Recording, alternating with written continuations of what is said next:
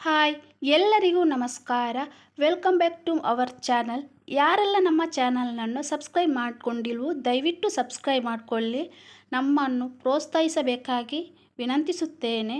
ಇವತ್ತು ಆಸೆ ಸಂಚಿಕೆಯಲ್ಲಿ ಏನಾಗಿದೆ ಎಂದು ನೋಡೋಣ. ಸಂಚಿಕೆ ಮೊದಲಿಗೆ ಮನೋಜು ಐಟಮ್ ಎಲ್ಲ ಸೇಲಾಗ್ತಿದೆ ಅನ್ನೋ ಭ್ರಮೆಯಲ್ಲಿ ತುಂಬ ಖುಷಿಯಲ್ಲಿರ್ತಾನೆ. ರೋಹಿಣಿ ಬಳಿ ಬಂದು 2 ಲಕ್ಷ ಆಗುವಷ್ಟು ಐಟಮ್ ಎಲ್ಲ ಸೇಲಾಗಿದೆ ಅಲ್ಲ ರೋಹಿಣಿ ಅಂತ ಹೇಳಬೇಕಾದ್ರೆ, ಹೌದು, ಎಲ್ಲಿ ಕ್ಯಾಶ್ ಕೌಂಟ್ರಲ್ಲಿದೆ ಅಂತ ಚೆಕ್ ಮಾಡಿದಾಗ ರೋಹಿಣಿ ಕ್ಯಾಶ್ ಇಲ್ಲ ಏನಾಯ್ತು ಅಂತ ಹೇಳಬೇಕಾದ್ರೆ ಅವರು EMI ಮಾಡಿದ್ದಾರೆ ಅಂತ ಹೇಳಬೇಕಾದ್ರೆ ಮನೋಜ್ ಹೇಳ್ತಾನೆ, ನಾನು ನಿನ್ನ ಹತ್ರ ಹೇಳಿದ್ನಲ್ಲ ಸ್ವಲ್ಪ ಸಮಯದವರೆಗೆ EMI ಎಲ್ಲ ಬೇಡ ಅಂತ ಹೇಳ್ತಿದ್ದೇನಲ್ಲ, ಅಷ್ಟು ಗೊತ್ತಾಗಲ್ವ ನನ್ನ ನೀನು ಲಾಸ್ ಮಾಡ್ತಿದ್ದಿ ಅಂತ ಹೇಳಬೇಕಾದ್ರೆ, ನಿಮಗೆ ನನ್ನ ಮೇಲೆ ನಂಬಿಕೆ ಇಲ್ವಾ? ಅವರು ನನ್ನ ಕ್ಲೈಂಟ್ಸ್ನ ಹಸ್ಬೆಂಡು, ಅವರು ನೆಕ್ಸ್ಟ್ ಮಂತ್ಲಿ ಪೇ ಮಾಡ್ತಾರೆ ಅಂತೇಳಿ ಅವನನ್ನು ನಂಬಿಸ್ತಾಳೆ. ನನಗೆ ಟೈಮ್ ಆಯಿತು ಅಂತೇಳಿ ಅಲ್ಲಿಂದ ಪಾರ್ಲರಿಗೆ ಹೋಗ್ತೇನಂತೇಳಿ ಹೊರಡ್ತಾಳೆ. ಹೊರಗೆ ಬಂದ ನಂತರ ಪೂಜನಿಗೆ ಕಾಲ್ ಮಾಡಿ, ನೀನು ಎಲ್ಲಿದ್ದೀಯಾ, ನಾವು ಯಾವಾಗಲೂ ಮೀಟ್ ಆಗ್ತೇವಲ್ಲ ಅಲ್ಲಿಗೆ ಬಂದು ನನಗೆ ಸಿಗಬೇಕಾಗಿ ಕೇಳಿಕೊಂಡಾಗ ಆಯಿತು ಅಂತೇಳಿ ಇಬ್ಬರು ಮೀಟ್ ಆಗ್ತಾರೆ. ರೋಹಿಣಿ ಪೂಜನ ಹತ್ರ ದಿನೇಶ್ ಬಂದು ಐಟಮ್ನೆಲ್ಲ ತೆಗೆದುಕೊಂಡು ಹೋದ ವಿಷಯವನ್ನು ಹೇಳಿದಾಗ ಪೂಜೆ ಹೇಳ್ತಾನಲ್ಲೇ, ಬರೋಬ್ಬರಿ ಅವನು 2 ಲಕ್ಷದವರೆಗೆ ನಿನ್ನಲ್ಲಿ ಐಟಮನ್ನು ತಗೊಂಡು ಹೋಗಿದ್ದಾನೆ. ಅಂದರೆ ನಿನ್ನ ಬಳಿ ತಗೊಂಡು ಹೋಗಿ ಅವನು ಕಮ್ಮಿ ಬೆಲೆಗೆ ಅಂದರೆ ಆಫ್ ರೇಟಿಗಾದರೂ 1 ಲಕ್ಷ ಆದರೂ ಅವನಿಗೆ ಸಿಗ್ಬೋದು. ಮತ್ತು ಯಾಕೆ ನಿನ್ನಲ್ಲಿಗೆ ಕಸ್ಟಮರ್ ಬರ್ತಾರೆ, ಅವನಿದ್ದಲ್ಲಿಗೆ ಹೋಗ್ತಾರೆ ಅಂತ ಹೇಳ್ತಿರ್ಬೇಕಾದ್ರೆ ನೀ ಹೇಳ್ತಾಳೆ, ಹೌದು ಅವನಿಗೆ ಈ ಸಲ ಏನಾದರೂ ಮಾಡಬೇಕು, ಬಿಡುವ ಮಾತೇ ಇಲ್ಲ ಅಂತ ಹೇಳ್ತಿರ್ಬೇಕಾದ್ರೆ ಪೂಜೆ ಹೇಳ್ತಾಳೆ, ಪೊಲೀಸ್ ಕಂಪ್ಲೇಂಟ್ ಕೊಡ್ಬೋದಲ್ಲ ಅಂತ ಹೇಳಬೇಕಾದ್ರೆ ಅದು ಆಗೋದಿಲ್ಲ. ಯಾಕೆಂದರೆ ನಾನು ಪೊಲೀಸ್ ಕಂಪ್ಲೇಂಟ್ ಕೊಟ್ಟರೆ ಮೊದಲು ಜೈಲಿಗೆ ಹೋಗೋದು ನಾನೇ. ಯಾಕೆಂದರೆ ನನ್ನ ಬಗ್ಗೆ ಸತ್ಯ ಎಲ್ಲ ಗೊತ್ತಿರುವುದು ಆ ದಿನೇಶನಿಗೆ ಮಾತ್ರ. ಅವನೆಲ್ಲ ನಿಜಾಂಶವನ್ನು ಹೇಳಿದರೆ ಅಂತ ಹೇಳಬೇಕಾದ್ರೆ ಹೌದೌದು ಏನು ಮಾಡ್ತೀಯ ಅಂತ ಹೇಳಬೇಕಾದ್ರೆ, ಇದಕ್ಕೆಲ್ಲ ಪರಿಹಾರ ಅಂದರೆ ಕಾಗೆ ಸುಬ್ಬನ ಬಳಿ ಅವನಿಗೆ ಒಂದೇ ಸಲ ಚಾರ್ಜ್ ಮಾಡಿದರೆ ಆಯಿತು, ಅವನು ನಮಗೆ ಸಹಾಯ ಮಾಡೇ ಮಾಡ್ತಾನೆ ಅಂತ ಹೇಳಿದಾಗ ಪೂಜೆ ಹೇಳ್ತಾನೆ, ನಿನ್ನ ಬೆನ್ನೆ ಹಿಂದೆ ನಾನು ಇರ್ತೇನೆ, ಬಾ ನಡಿ ಹೋಗೋಣ ಅಂತೇಳಿ ಇಬ್ಬರು ಸಹ ಕಾಗೆ ಸುಬ್ಬನ ಬಳಿ ಬರ್ತಾರೆ. ಸುಬ್ಬ ರೋಹಿಣಿ ಹತ್ರ ಹೇಳ್ತಾನೆ, ಬಡ್ಡಿ ಇನ್ನೂ ಆಗಲಿಲ್ಲ ಟೈಮು, ಯಾಕೆ ಇಷ್ಟು ಬೇಗ ಬಂದು ಹಣ ಕಟ್ಟಲಿಕ್ಕೆ ಬರ್ತೀರ ಅಂತ ಹೇಳಬೇಕಾದ್ರೆ ರೋಹಿಣಿ ಹೇಳ್ತಾಳೆ, ಇಲ್ಲ ನನಗೆ ನಿಮ್ಮ ಬಡ್ಡಿ ಕಟ್ಟಲು ಬರಲಿಲ್ಲ, ನಿಮ್ಮಿಂದ ನನಗೆ ಸಹಾಯ ಆಗಬೇಕು ಅಂತ ಕೇಳಿದಾಗ ಕಾಗೆ ಸುಬ್ಬು ಎಂಥ ಸಹಾಯ ಅಂತ ಕೇಳ್ತಾನೆ. ಆಗ ರೋಹಿಣಿ ಹೇಳ್ತಾಳೆ, ಒಬ್ಬನಿಗೆ ಹೊಡಿಬೇಕು ಬಡಿಬೇಕು ಅಂತ ಹೇಳ್ತಿರ್ಬೇಕಾದ್ರೆ ಸುಬ್ಬು ಹೇಳ್ತಾನೆ, ನಾವೆಲ್ಲ ಆ ಥರ ಕೆಲಸ ಮಾಡಲ್ಲ, ನಾವೇನಾದರೂ ಬಡ್ಡಿ ಕೆಲಸ ಮಾತ್ರ ಮಾಡೋದಂತ ಹೇಳ್ತಾನೆ. ಆಗ ರೋಹಿಣಿ ಹೇಳ್ತಾಳೆ, ನೀವು ಎಂಥ ಕೆಲಸ ಮಾಡ್ತೀರಾ ಅಂತ ನನಗೆ ಗೊತ್ತು ಅಂತ ಹೇಳ್ತಿರ್ಬೇಕಾದ್ರೆ ಆಯಿತು, ಅವನಿಂದ ಏನಾಗಿದೆ ನಿಮಗೆ ಅಂತ ಹೇಳ್ಬೇಕಾದ್ರೆ, ದಿನೇಶ್ ಅನ್ನುವ ವ್ಯಕ್ತಿ ನನಗೆ ಬ್ಲ್ಯಾಕ್ ಮೇಲ್ ಮಾಡ್ತಾನೆ ಅಂತ ಹೇಳ್ತಿರ್ಬೇಕಾದ್ರೆ ಆಯಿತು ಅಂತ ಹೇಳ್ತಾನೆ. ನಂತರ ರೋಹಿಣಿ ಹೇಳ್ತಾನೆ, ಅವನ ಡೀಟೇಲ್ಸ್ ಫೋಟೋವನ್ನೆಲ್ಲ ನಾನು ನಿಮಗೆ ವಾಟ್ಸಪ್ ಮಾಡ್ತೇನಂತ ಹೇಳಿ ಹೇಳ್ತಾಳೆ. ನಿಮ್ಮ ಚಾರ್ಜಸ್ ಎಷ್ಟು ಆಯಿತು ಅಂತ ಕೇಳಿದಾಗ ಸುಬ್ಬ, ಬೇಡ ಚಾರ್ಜಸ್ ಏನೂ ಬೇಡ, ಈ ಪಾಪದ ಕೆಲಸಕ್ಕೆ ಮಾಡಿದವನಿಗೆ, ಒಂದು ಹುಡುಗಿಗೆ ಪುಣ್ಯದ ಕೆಲಸ ಮಾಡಲು ಹೊರಟಿರುವ ನನಗೆ ಇದರಲ್ಲಿ ಪುಣ್ಯ ಸಿಗಬೇಕು, ಅದಕ್ಕಾಗಿ ನನಗೆ ಬೇಡ ಅಂತೇಳಿ ಅವಳನ್ನು ಕಳಿಸ್ತಾನೆ. ನಂತರ ಅವನ ಬಳಿ ಇದ್ದ ಚೇಲಗಳು ಕೇಳ್ತಾರೆ, ಅವರು ಮೀನ ಮನೆಯವರಲ್ವ ಅಂತ ಹೇಳ್ಬೇಕಾದ್ರೆ ಹೌದು, ಮಂಜನಿಂದ ಸೂರ್ಯನನ್ನು ಏನು ಮಾಡಲು ಸಾಧ್ಯವಾಗುವುದಿಲ್ಲ, ಡೌಟು, ಆದ್ದರಿಂದ ರೋಹಿಣಿ ಮೂಲಕ ಅವನನ್ನು ಒಡೆದು ಹೊಸ್ಕಾಕಬೇಕು, ಇದರಿಂದ ನನ್ನ ಆಸೆ ಈಡೇರುತ್ತೆ ಅಂತ ಹೇಳ್ತಾನೆ. ಅಡುಗೆ ಮನೆಯಲ್ಲಿರಬೇಕಾದ್ರೆ ಶ್ರುತಿ ಬಂದು, ನೀವು ಏನು ಮಾಡ್ತಿದ್ದೀರ ಅಂತ ಹೇಳಬೇಕಾದ್ರೆ ಅಡುಗೆ ಮಾಡ್ತಿದ್ದೇನೆ ಅಂತ ಹೇಳ್ತಾಳೆ. ಆಗ ಶ್ರುತಿ ಹೇಳ್ತಾಳೆ, ನಿನ್ನೆ ನಡೆದ ಘಟನೆಯಲ್ಲಿ ನೀವೇನು ಮಾಡೋದಿಲ್ಲ ಅಂತ ಅಂದ್ಕೊಂಡೆ. ಆಗ ಮೀನಾ ಹೇಳ್ತಾಳೆ, ಹೆಣ್ಣು ಮಕ್ಕಳು ಹಾಗೇನೆ ಕ್ಷಮಿಸುವ ಗುಣ ಇರಬೇಕು, ನಿನ್ನೆಲ್ಲರೂ ನಾನು ಇಲ್ಲ ಅಂತೆಲ್ಲ ತುಂಬ ಹುಡುಕಾಡಿದ್ದಾರೆ ಅಲ್ವಾ, ತುಂಬ ನನಗೋಸ್ಕರ ಕಾದಿದ್ದಾರೆ, ಆದ್ದರಿಂದ ಅದನ್ನೆಲ್ಲ ನೋಡಿದಾಗ ನನ್ನ ಮನಸ್ಸು ಕರಗಿತು ಅಂತ ಹೇಳ್ತಾಳೆ. ಆಗ ಶ್ರುತಿ ಹೇಳ್ತಾಳೆ, ನಾನೇನಾದರೂ ಆ ಥರ ಪರಿಸ್ಥಿತಿಯಲ್ಲಿದ್ದರೆ ನಾನು ಸುಮ್ಮನೆ ಇರ್ತಿರಲಿಲ್ಲ. ಆಗ ಮೀನಾ ಹೇಳ್ತಾಳೆ, ಎಲ್ಲಿಗೆ ನೀವು ತವರು ಮನೆಗೆ ಹೋಗ್ತಿದ್ದೀರಾ ಅಂತ ಕೇಳ್ತಾಳೆ. ಹಿಂದೆಯಿಂದ ಬಂದು ಶಾಂತಿ ಮತ್ತು ಶ್ರುತಿ ಮಾತಾಡುತ್ತಿರುವುದನ್ನು ಕಿವಿ ಕೊಡ್ತಾ ಇರ್ತಾಳೆ. ಮೀನಾ ಕೇಳ್ತಾಳೆ, ಹಾಗಾದರೆ ನಾನು ಆ ಥರ ತಪ್ಪು ಮಾಡಿದರೆ ನನಗೆ ಏನು ಮಾಡ್ತಿದ್ದೀರಾ ಅಂತ ಹೇಳ್ಬೇಕಾದ್ರೆ, ನನ್ನ ಉಗುರು ಉಂಟಲ್ಲ ಅದರಲ್ಲಿ ಪರ್ಚಿ ಬಿಡ್ತೇನೆ ಅಂತೇಳಿ ನಗ್ತಾಳೆ. ಏನು ಹೇಳ್ತೀರ ಅಂತ ಹೇಳ್ತಾಳೆ. ಅತ್ತೆ ಏನಾದರೂ ಆ ಥರ ಮಾಡಿದರೆ ಹೋಗಲ್ಲೇ ಅಂತ ಹೇಳ್ತೇನೆ ಅಂತ ಹೇಳ್ಬೇಕಾದ್ರೆ ಶಾಂತಿಗೆ ಶಾಕ್ ಆಗುತ್ತೆ. ನಂತರ ಹೇಳ್ತಾಳೆ, ಅಷ್ಟು ಮಾತ್ರ ಅಲ್ಲ, ಗ್ಯಾಸಲ್ಲಿ ಸಟ್ಕ ಇಟ್ಟು ಅವರ ಬೆನ್ನಿಗೆ 2 ಇಂಟು ಬರುವ ಹಾಗೆ ಮಾಡ್ತೇನಂತ ಹೇಳ್ತಾಳೆ.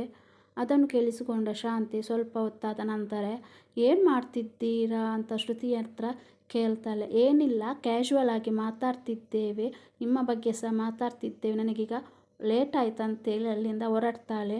ನಂತರ ಶಾಂತಿ ಹೇಳ್ತಾಳೆ ಮೀನನ ಹತ್ರ, ನೀನೇ ಅವಳ ಹತ್ರ ನನ್ನ ಬಗ್ಗೆ ಏನೇನು ಕೆಟ್ಟದಾಗಿ ಹೇಳ್ಕೊಡ್ತಿದ್ದೆ ಅಂತ ಹೇಳ್ಬೇಕಾದ್ರೆ, ಇಲ್ಲ ನಾನು ಏನು ಹೇಳಿಲ್ಲ, ನನಗೆಲ್ಲ ಗೊತ್ತಾಯಿತು, ನೀವಿಬ್ಬರು ಮಾತಾಡ್ತಿರುವುದನ್ನು ನಾನು ಕೇಳಿಸಿಕೊಂಡೆ ಅಂತ ಹೇಳ್ಬೇಕಾದ್ರೆ, ಇಲ್ಲ ಅತ್ತೆ ನಾವು ತಮಾಷೆಗೆ ಮಾತಾಡಿದ್ದು ಅಂತ ಹೇಳ್ತಾಳೆ. ನಂತರ ಏನು ಮಾಡಿದ್ದೆ ಅಂತ ಹೇಳ್ಬೇಕಾದ್ರೆ, ಮೆಣಸಿನಕಾಯಿ ಸಾರು ಅಂತ ಹೇಳ್ಬೇಕಾದ್ರೆ ನೋಡ್ತಾಳೆ, ಏನು ಇಷ್ಟು ಬೇಳೆ ಹಾಕಿದ್ದೀಯಾ ಅಂತ ಹೇಳ್ತಾಳೆ.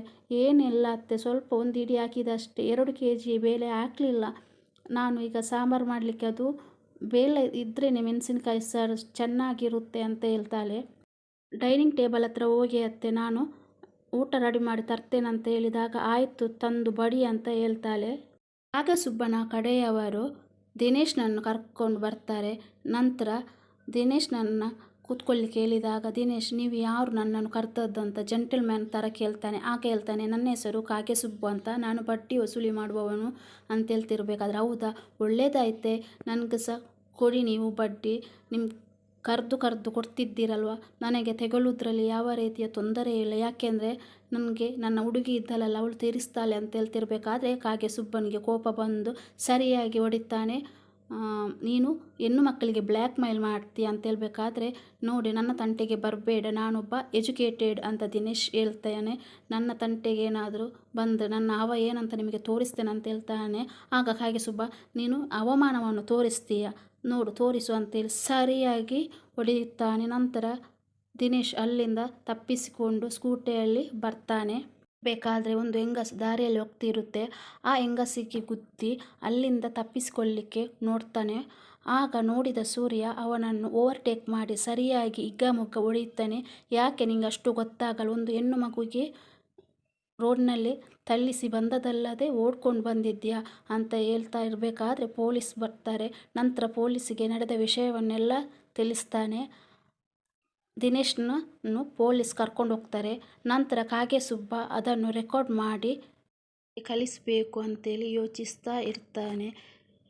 ಇತ್ತ ರೋಹಿಣಿ ಮತ್ತು ಮನೋಜ ಊಟ ಮಾಡ್ತಿರ್ಬೇಕಾದ್ರೆ ಮನೋಜ್ ಹೇಳ್ತಾನೆ, ಸಾರ್ ತುಂಬ ಚೆನ್ನಾಗಿದೆ ಅಂತ ಹೇಳ್ತಾನೆ. ನೀನು ಮಾಡಿದ ಸಾರಿಗಿಂತ ಚೆನ್ನಾಗಿದೆ ಅಂತ ಹೇಳ್ತಾ ಹೊಗಳ್ತಾ ಇರ್ತಾನೆ. ನಂತರ ರೋಹಿಣಿಗೆ ಒಂದು ಮೆಸೇಜ್ ಬರುತ್ತೆ.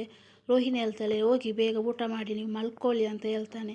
ಆಗ ಮನೋಜ್ ಆಯ್ತು ಅಂತ ಹೇಳ್ತಾನೆ. ಮೆಸೇಜ್ ನೋಡಿದಾಗ ಅದರಲ್ಲಿ ಕಾಗೆ ಸುಬ್ಬ ಕಳಿಸಿದ ವಿಡಿಯೋ ಇರುತ್ತೆ. ಅದರಲ್ಲಿ ದಿನೇಶ್ನನ್ನು ಪೊಲೀಸರು ಇಟ್ಕೊಂಡು ಹೋಗಿರೋ ವಿಡಿಯೋ ಆಗಿರುತ್ತೆ. ರೋಹಿಣಿಗೆ ತುಂಬ ಖುಷಿಯಾಗುತ್ತೆ. ಇನ್ನು ನನಗೆ ಆ ದಿನೇಶ್ನಿಂದ ಯಾವುದೇ ರೀತಿಯ ತೊಂದರೆ ಆಗಲ್ಲಪ್ಪ ಅಂತ ದೇವರ ಹತ್ರ ಕೈ ಮುಗಿತಿರ್ತಾಳೆ. ಖುಷಿಯಾಗಿರುತ್ತೆ ಅವಳಿಗೆ ತುಂಬ.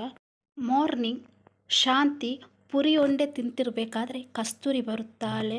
ಅವಳು ಕೇಳ್ತಾಳೆ, ನೀ ಎಲ್ಲಿದ್ದಾಳೆ ಮೀನು ಅಂತ ಹೇಳ್ಬೇಕಾದ್ರೆ ಅವಳು ಎಲ್ಲಿರ್ತಾಳೆ, ಆ ಪೆಟ್ರೋಲ್ ಬೆಲೆ 166 ಆಗಿದೆ, ಆ ಗಾಡಿ ಸುತ್ತಕೊಂಡು ಊರೆಲ್ಲ ಸುತ್ತಾಡ್ಕೊಂಡು ಬರ್ತಾಳೆ, ಅದು ಬೇರೆ ಆ ಸೂರ್ಯ ಅವಳಿಗೆ ಸ್ಕೂಟಿ ತೆಗೆದು ಕೊಟ್ಟಿದ್ದಾನಂತ ಹೇಳ್ತಾಳೆ. ಹಾಗಾದರೆ ರೋಹಿಣಿ ಏನು ಮಾಡ್ತಾಳೆ ಅಂತ ಕೇಳ್ತಾಳೆ. ಪಾಪ ಒಂದು ಕಡೆ ಪಾರ್ಲರ್ ನೋಡಬೇಕು, ಇನ್ನೊಂದು ಕಡೆ ಮನೋಜ್ನ ಶೋರೂಮ್ ಸಹ ನೋಡಬೇಕು, ತುಂಬ ಸಾಕಾಗ್ತಿದೆ ಅವಳಿಗೆ ಅಂತ ಕೇಳ್ತಾಳೆ. ನಗ್ತಾಳೆ ಕಸ್ತೂರಿ. ನಂತರ ಶ್ರುತಿ, ಅವಳ ಕ್ಯಾಟಗರಿ ನನಗೆ ಅರ್ಥ ಆಗ್ತಿಲ್ಲ, ಅವಳು ಮೀನಪರನ ಅಥವಾ ನನ್ನ ಕಡೆನ ಅಂತ ಗೊತ್ತಾಗ್ತಿಲ್ಲ. ಆಗ ಕಸ್ತೂರಿ ಹೇಳ್ತಾರೆ, ಹಾಗಾದರೆ ನಿಮ್ಮ ಮನೆಯಲ್ಲಿ 2 ಗ್ರೂಪ್ ಆಗಿದ್ದಾಳೆ ಅಂತ ಹೇಳ್ತಿರ್ಬೇಕಾದ್ರೆ, ಹಾಗೇನಿಲ್ಲ, ಗ್ರೂಪ್ ಏನಿಲ್ಲ, ಅವಳೇನಾದರೂ ಗಂಡನ ಪರ ಅಷ್ಟೇ, ನನ್ನ ಗ್ರೂಪ್ ಇಲ್ಲಿ ನಡೆಯುವುದು ಅಂತ ಹೇಳ್ತಾಳೆ. ಕಸ್ತೂರಿ ಹೇಳ್ತಾಳೆ, ಮನೆ ಕೆಲಸ ಎಲ್ಲ ನೀನು ಮಾಡಬೇಕಾ, ನಿನ್ನನ್ನು ನೋಡಿದರೆ ತುಂಬ ಸರ್ಗೋಗಿದಾಗೆ ಕಾಣ್ತಿದ್ದೆ ಅಂತ ಹೇಳ್ಬೇಕಾದ್ರೆ, ಹೌದು ಕಣೆ, ನಾನು 2 ದಿನದ ಕೆಲಸ ಮಾಡಿ ಮಾಡಿ ಸರ್ಗೋಗಲಿಲ್ಲ, ಸವಿದು ಹೋಗಿದ್ದೇನಂತ ಹೇಳ್ತಾಳೆ. ಮುಂದೆ ಅಂಗಡಿ ಇರಬೇಕಾದ್ರೆ ಒಳ್ಳೇದಿತ್ತು, ಮನೆಯಲ್ಲಿ ಇರ್ತಿದ್ಲು, ಆದರೆ ಈಗಲ್ಲ ಊರೆಲ್ಲ ಸುತ್ತಾಡ್ಕೊಂಡು ಬರ್ತಾಳೆ. ಕಸ್ತೂರಿ ಹತ್ರ ಹೇಳ್ತಾಳೆ, ನಿನಗೊಂದು ವಿಷಯ ಗೊತ್ತಾ, ಆ ಗಾಡಿನ ತೆಗೆಸಿದ್ದು ಕಾರ್ಪೊರೇಷನ್ ಅವರಿಗೆ ಕಾಲ್ ಮಾಡಿದ್ದು ಬೇರೆ ಯಾರೂ ಅಲ್ಲ ನಾನೇ ಅಂತ ಹೇಳ್ಬೇಕಾದ್ರೆ ಕಸ್ತೂರಿ ಹೇಳ್ತಾಳೆ, ಕಳ್ಳಿ ನೀನು, ಕಾರ್ಯ ನಿಂದು ಅಂತ ಜೋರಾಗಿ ಹೇಳ್ಬೇಕಾದ್ರೆ ಶಾಂತಿ ಹೇಳ್ತಾಳೆ, ನಿಧಾನವಾಗಿ ಹೇಳಿ ಎಲ್ಲರಿಗೂ ಕೇಳಿಸ್ತದೆ ಅಂತ ಹೇಳ್ತಾಳೆ. ಈ ವಿಷಯ ಏನಾದರೂ ನನ್ನ ಮನೆಯವರಿಗೆ ಗೊತ್ತಾದರೆ ಕೊಳ್ಳೆಗಾಲದ ಗೊಂಬೆ ಥರ ಮಾಡಿ ನನ್ನ ಬಜಾರಲ್ಲಿ ಮಾರಿಬಿಡ್ತಾರಂತ ಹೇಳ್ತಾಳೆ. ಅಷ್ಟೊತ್ತಿಗೆ ಒಬ್ಬಳು ಹೆಂಗಸು ಬಂದು ಅಮ್ಮ ಅಮ್ಮ ಅಂತ ಕರೆದಾಗ ಶಾಂತಿ ಯಾರು ಬಂದದ್ದು ಅಂತ ಹೇಳ್ತಾಳೆ. ಹೂ ಮಾರುವವರು ಇದ್ದಾರಮ್ಮ ಅಂತ ಹೇಳ್ಬೇಕಾದ್ರೆ ಅವರು ವಿಧಾನಸೌಧದ 3ನೇ ಮಹಡಿಯಲ್ಲಿ ಹೂ ಮಾರಲು ಹೋಗಿದ್ದಾರೆ, ಅವರಿಲ್ಲದೆ ಹೂ ತೆಗೊಳ್ಳುವುದಿಲ್ಲ ಅಂತ ಯಾರು ಅಂತ ಹೇಳ್ಬೇಕಾದ್ರೆ ಹೌದಮ್ಮ ಹಾಗಾದರೆ ಅವರದ್ದು ನಂಬರ್ ಕೊಡಿ ಅಂತ ಕೇಳ್ತಾಳೆ. 20 ಅಂತ ಹೇಳ್ತಾಳೆ. ಆಗ ಅರ್ಥ ಆಗಲಿಲ್ಲ ಅಂತ ಹೇಳ್ತಾಳೆ. 420 420 420 ಅಂತ ಹೇಳಿದಾಗ ಆ ಹೆಂಗಸು 420 ಅಂತ ಹೇಳ್ತಿರ್ಬೇಕಾದ್ರೆ ಶಾಂತಿ ಮತ್ತು ಕಸ್ತೂರಿ ಇಬ್ಬರು ಜೋರಾಗಿ ನಗ್ತಾರೆ. ಹೆಂಗಸು ಹೇಳ್ತಾಳೆ, ಇದು ಯಾವ ದೇಶದ ನಂಬರ್ ಅಂತ ಕೇಳಬೇಕಾದ್ರೆ ನಾನು ಅವಳ ನಂಬರು ಕೊಡಲ್ಲ ಅಂತ ಹೇಳ್ತಾಳೆ. ಒಂದು ನಂಬರ್ ಕೊಡ್ಲಿಕ್ಕಾಗಲ್ವಾ, ಯಾಕೆ ಈ ಥರ ಮಾಡ್ತಿದ್ದೀರಾ, ಅವಳು ದುಡಿದ ದುಡ್ಡಿನಿಂದ ಮನೆ ಕಟ್ಟಿಸಿದ್ದೀರಾ ಅಂತ ಹೇಳ್ಬೇಕಾದ್ರೆ ಶಾಂತಿಗೆ ಕೋಪ ಬಂದು ಎದ್ದು ಬಂದು ಕರಿನಾಗ ಕಚ್ಕೊಲ್ಲ ಅಂತ ಹೇಳ್ಕೊಂಡು ಬರ್ತಾಳೆ.